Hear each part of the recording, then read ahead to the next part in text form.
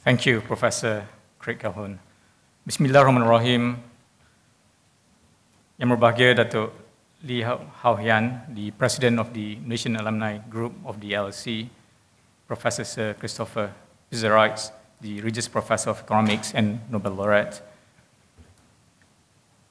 distinguished guests, excellencies, ladies and gentlemen, Assalamualaikum warahmatullahi wabarakatuh, and very good morning. First of all, I would like to thank Professor Craig Calhoun and the members of the LSE for having me this morning. It is indeed my pleasure to be here in front of very eminent people here in this room. I never realized that we have so many LSE intellectuals in one room today. And indeed, thank you for welcoming me here this morning. Ladies and gentlemen, it has been 26 days since the disappearance of MH370. It has been a tragedy, not only for all of us here in Malaysia, but also for the international community as well. This disappearance has been unprecedented, and be rest assured that Malaysia, like many other countries, will spare no effort in trying to search and recover MH370. In that respect, the Prime Minister has asked me to convey his warm regards to all of you and to convey his apologies for not being able to make it this morning. He is required to be in Perth, Australia this morning to meet with the many people who are involved in the search and recovery efforts, and thereafter to meet with Prime Minister Tony Abbott from Australia in Perth today. And with that, he's truly sorry for not being able to be here again. Allow me, ladies and gentlemen, to read his keynote address on his behalf. Ladies and gentlemen, I must begin my remarks today on a somber note. In the vastness of the Indian Ocean, the search for MH370 continues. This has been an extraordinarily difficult time for the families of the passengers and crew. We hope and pray that the search operation is successful so that they may begin to find some closure.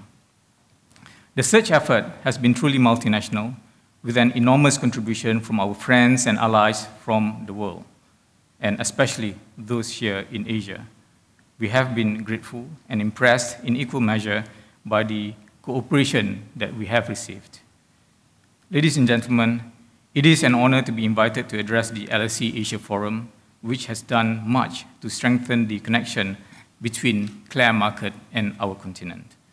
LSE's most valuable export has always been its alumni, the people who have gone on to make their mark in politics, in economics, and in civil society. 5 Asian countries have been led by LSE graduates, and in our region, as in the world, your institution has been an oversized presence in the halls of power. So it is with pleasure that we host the 6th LSE Asia Forum here in Kuala Lumpur, and that I take this chance to talk about the future of Asian development. 50 years ago, Asia accounted for less than 15% of global output. Today, it is more than 40%. Within a single generation, the most populous region on Earth became one of the most prosperous. 50 years ago, the South Korean economy was smaller than Mozambique's. Today, it is almost equal to the whole of sub-Saharan Africa. 50 years ago, Kuala Lumpur was not even classed as a city. Today, it is twice as big as San Francisco. Asia's remarkable economic development, perhaps the fastest in history, has been accompanied by waves of political reform. A few decades ago, there were only a handful of free societies in Asia. Today, the Philippines, Taiwan, Korea, Malaysia, and Indonesia, between them home to 400 million people, have joined the growing list of vibrant Asian democracies. Much has been written about this extraordinary phase in Asia's development and what it means for the global order, often from the perspective of the main protagonists, a surging China and a resurgent America. But Asia, the world's most populous region, is about much more than one country or one relationship. New centuries of wealth and influence, and new pressures and hotspots are emerging throughout the continent. It is too complex to picture to see through the lens of US-China relations alone. Asia's 4.3 billion people speak hundreds of languages.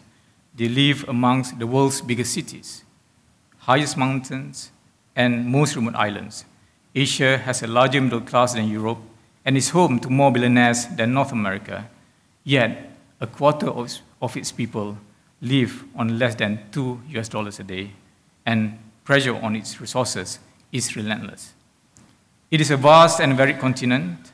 More than 4,000 miles separate Karachi from Kyoto, but the cultural and economic distance between them is greater still.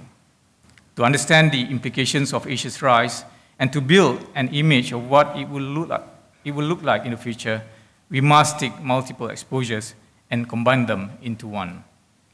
It is with this principle in mind that I would like to offer you my thoughts on Asian development as seen from a Malaysian perspective. Ladies and gentlemen, our nation is a bridge between cultures, markets, and ideas, home to indigenous communities living in longhouses and Asia's first internationally linked stock exchange. And by 2020, it is set to become one of the first nations in this century to make the leap from developing to the developed world. Many of the issues facing Asian societies, from the best recipe for economic development to the nature of sustainable growth, are being explored here in Malaysia. It is a useful lens through which to examine the rise of Asia and to consider the opportunities and challenges of economic development, starting with our own. In the 50 years since independence, Malaysia's GDP has increased more than 100-fold. Over the past 4 decades, we have averaged nearly 7% in annual growth, and poverty rates have fallen from 49% to less than 2%, and per capita gross national income has risen from $389 to some $10,000. This growth has been matched by a fundamental change in the structure of our economy. Like many Asian countries, we have moved from an economy based on agriculture and raw commodities to a multi-sector economy driven by services and manufacturing. This shift has been driven by government, which has set a clear direction for the country using macroeconomic policy to achieve strategic aims. Our economy has been more centrally planned than some Western nations are used to, and we have defied economic orthodoxy on occasion too. During the Asian financial crisis, we rejected the IMF's erroneous prescriptions and recovered faster than our neighbors. But our story is neither one of the state choking off the private sector, nor a big bang of deregulation. It is about a gradual and managed reform. It is our belief that by opening up, both politically and economically, we can remain competitive in an increasingly connected world and on course to reach the developed nation status. Ladies and gentlemen, when that threshold is crossed, it will be a significant moment in our nation's history. But we understand that development at the expense of people or the environment cannot be lasting. For Malaysia and for Asia, development must be both inclusive and sustainable. The new economic powers cannot repeat the mistakes of the old. As Asian states, such as my own, strive to become high-income developed nations, and as emerging economies push for a place on the middle-income ladder, they must ensure social development is not sacrificed in the name of growth. For all the extraordinary statistics about investment and expansion, Asia remains home to 2/3 of the world's poorest people. In many cases, the gap between the haves and the have-nots is widening as wealth concentrates in the hands of the wealthy. Divides are opening up between urban and rural populations, and locked out of economic opportunity, too many Asian people lack access to basic social infrastructure, sanitation, healthcare, and housing. If we do not give all of our citizens a stake in our region's future, we risk encouraging ethnic tensions, religious extremism, and political instability. That, in turn, imperils the very objective we seek, a more prosperous and harmonious Asia. So we must ensure development brings economic opportunity for all, not riches for a few. That it expands not just nominal GDP figures, but also critical social infrastructure. That means understanding the structural drivers of inequality, whether cultural, political, or economic, and then acting on them. One such driver is corruption. Many Asian economies are affected by corruption, which crushes individual endeavor and harms social cohesion. Corruption not only eats away at people's confidence in the institutions of the state, it also suppresses meritocratic opportunity, choking off entrepreneurialism, and driving our talent abroad. If Asia is to capitalize on the promise of the 21st century, we must consign corruption to the history books. It can be done. As Hong Kong has shown, it is possible to stem even the strongest tides. It takes decades, not years, and it requires near universal commitment and thorough enforcement. But the reward is a more open and transparent business environment with more vibrant markets, greater individual opportunity, and stronger belief in government's ability to effect change for the better, each of which is crucial if Asia's development is to continue apace. I also believe Asian states must look to build stronger, more lasting economic connections, both within our region and with the outside world. As you will discuss in one of the plenary sessions in this conference, greater financial integration across borders can not only help developing nations climb the ladder, but also ensure fewer citizens are left behind as common standards and entry requirements filter back to domestic policy. As a founding member of the Association of Southeast Asian Nations, or ASEAN, Malaysia supports the push to create a single market in Southeast Asia.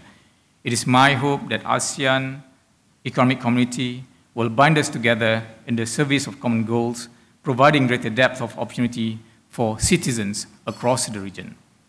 A thriving single market will support jobs, growth, and increase the standard of living for more than 500 million people.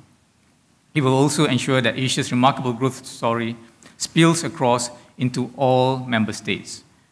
That, in turn, is the ultimate guarantor of Asia's success, not just in base economic terms, but in meeting the highest ambitions for its development.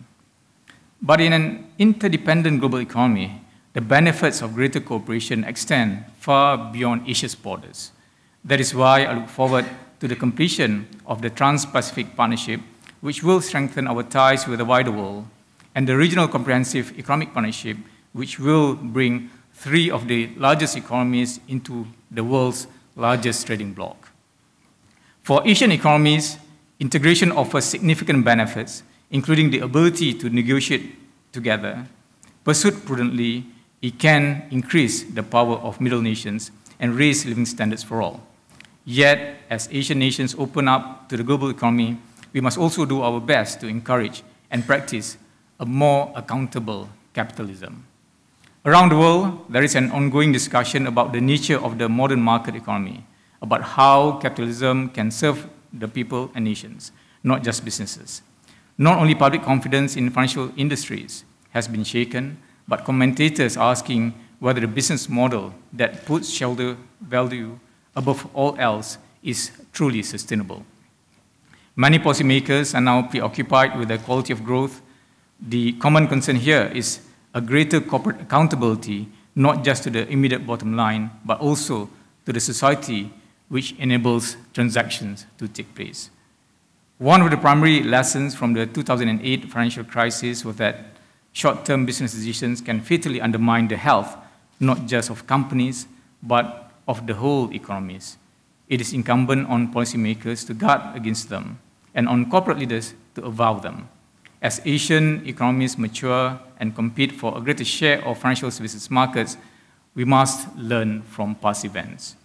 In Malaysia, for example, we want a vibrant and dynamic financial sector, but we have also set up clear regulatory structures, giving our central bank greater supervisory oversight, and enhanced financial surveillance.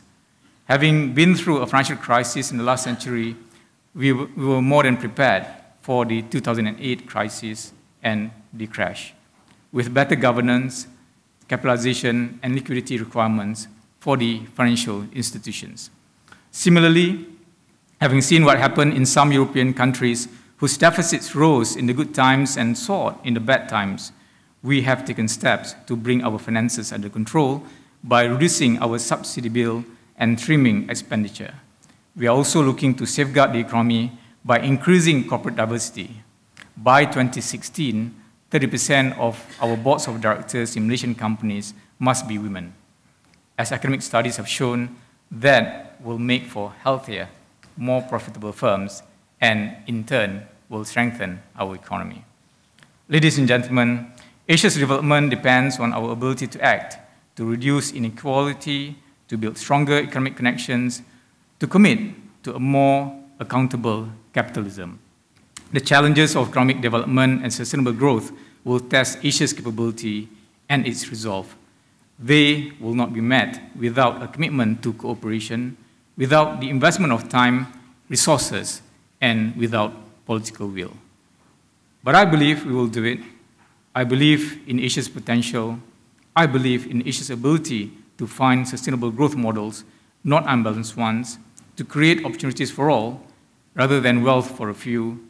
And I believe that we can make the hard calls required to sustain peace and prosperity in an age of dizzying ascendance. Over the past decades, great change has come to Asia. Even greater change awaits. By choosing to work together, to look not for dividing lines, but for common ground, we can ensure that change brings better lives for our citizens and better futures for our countries. Thank you.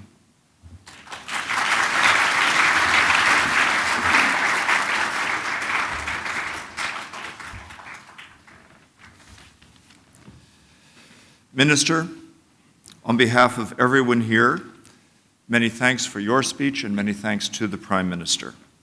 This has provided us with much food for thought for the day ahead, an indication of real achievements of economic growth and international cooperation, and at the same time, serious challenges, both new challenges and continuing challenges.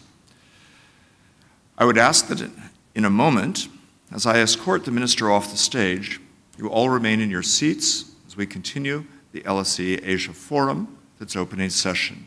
We are very lucky that so many world leaders come to visit the LSE in London and also at its events around the world. We have a tradition at the LSE, which started when Nelson Mandela visited the school, of presenting our most distinguished guests and speakers with a special memento.